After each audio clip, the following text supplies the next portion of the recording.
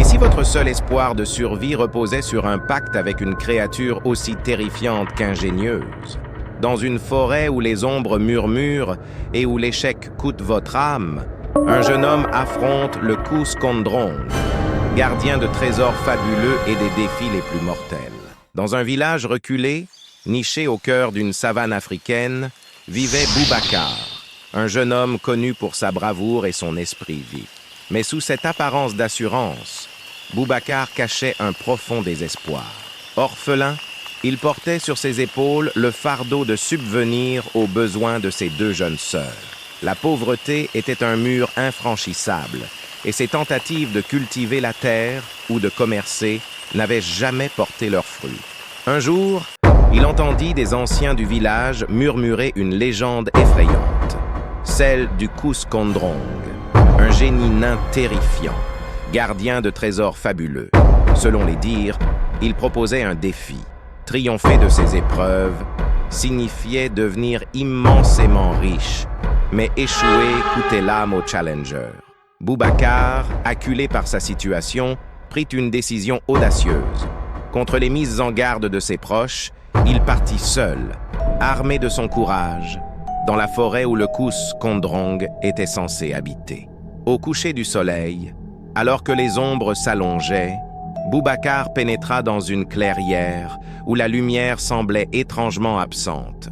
Une brume sombre s'éleva soudain, et au milieu des ténèbres apparut le Kuskondrong. Sa silhouette flottait légèrement au-dessus du sol, enveloppée de fumée noire, et ses yeux rouges incandescents fixaient Boubacar avec une intensité perçante. « Ah, toi, misérable humain, oses-tu défier le Kuskondrong ?» grogna la créature d'une voix grave qui résonnait dans la forêt. « Je n'ai rien à perdre et tout à gagner !» répondit Boubacar, déterminé, bien qu'un frisson lui parcourût l'échine. Le Kuskondrong esquissa un sourire cruel. « Alors prépare-toi, car personne n'a jamais survécu à mes épreuves sans en payer le prix. » La première épreuve était un test de force. Le génie invoqua un arbre aux racines énormes, exigeant que Boubacar arrache une de ses branches à main nue. Le jeune homme, bien que moins imposant physiquement, utilisa son intelligence. Il grimpa à l'arbre, trouva un point faible dans l'écorce et parvint à casser une branche en s'aidant de son poids. Le génie, contrarié, lança alors la deuxième épreuve, un test d'endurance. Il créa un labyrinthe de brume où les chemins changeaient constamment. Boubacar, paniqué, se sentit perdre pied. Mais en observant le ciel, il remarqua que les étoiles restaient fixes.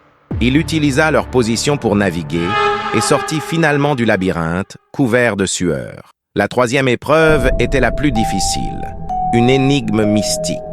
Le génie récita ces mots. « Je suis une chose qui appartient à toi, mais que les autres utilisent plus que toi. Que suis-je » Boubacar réfléchit intensément. Le temps semblait suspendu. À la dernière seconde, il s'écria « Mon nom !» Le Kuskondrong gronda, furieux que Boubacar ait encore réussi. Alors qu'il pensait avoir triomphé, Boubacar vit le génie sortir un objet étrange. Une écharpe scintillante, ornée de symboles mystiques. Voici l'épreuve finale. Si tu parviens à m'arracher cette écharpe, les richesses que je garde seront tiennes. Mais sache que si tu échoues, ton âme m'appartiendra pour l'éternité. Boubacar, sachant qu'il n'avait pas d'autre choix, se jeta sur le Kuskondrong. Mais à chaque tentative, le génie devenait intangible, comme une ombre insaisissable. Le combat semblait perdu d'avance. Alors, dans un éclair de lucidité, Boubacar se rappela une des histoires racontées par les anciens. Le Kuskondrong détestait son propre reflet. Il arracha un petit miroir de son sac, un souvenir de sa défunte mère, et le pointa vers le génie. Le Kuskondrong hurla, aveuglé par la lumière de son propre reflet. Boubacar profita de cet instant pour s'élancer et arracher l'écharpe.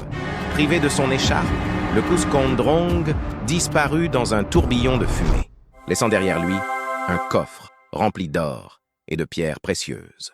Boubacar, épuisé mais triomphant, retourna à son village. où il put offrir à ses sœurs une vie digne et prospère. Mais le Kuskondrong n'avait pas disparu pour toujours. Les anciens disent que son esprit erre toujours dans la forêt, attendant son prochain challenger.